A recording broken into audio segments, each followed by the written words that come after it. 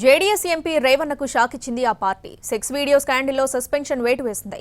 అయితే సోషల్ మీడియాలో వీడియోలు పెట్టింది తానేనంటూ ఒప్పుకున్నారు డ్రైవర్ కార్తీక్. బీజేపీ నేతలపై కూడా ఈ కేసులో పలు ఆరోపణలు వస్తున్నాయి.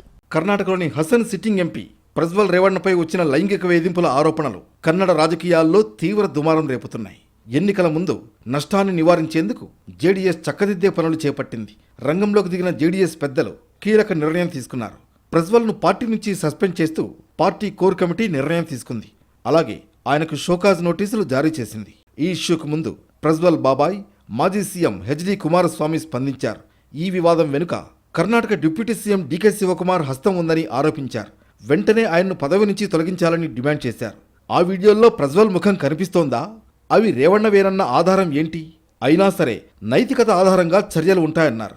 ఈ వ్యవహారంపై సిట్ దర్యాప్తు చేస్తోందన్న మాజీ సీఎం వీడియో క్లిప్లు ఉన్న పెన్ డ్రైవ్లు ఎక్కడి నుంచి వచ్చాయి, ఎవరు పంపిణీ చేశారనే విషయాలపైన దర్యాప్తు సాగాలన్నారు. అసలు ఈ వీడియోల వెనుక ఉన్నది ఎవరు? వారు స్త్రీల పరిరక్షకులా? అలాగే తప్పు చేసిన వారికి శిక్ష తప్పదంటున్నారు. ప్రజ్వల్పై అభియోగాలు వాస్తవమని తేలితే చట్ట ప్రకారం శిక్ష తప్పదని గతంలో వెల్లడించారు. కాంగ్రెస్ చేస్తున్న విమర్శల్ని ప్రస్తావించిన ఆయన బీజేపీకి మోడీకి ఈ కేసుతో సంబంధం ఏంటని ప్రశ్నించారు.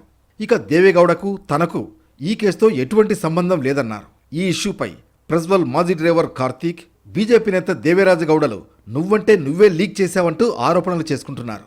అయితే ఈ ఇష్యూ ఎన్నికల్లో ఎవరికి లబ్ధి చేకూరుతుందోననేది కన్నడ పాలిటిక్స్లో హాట్ టాపిక్గా మారింది.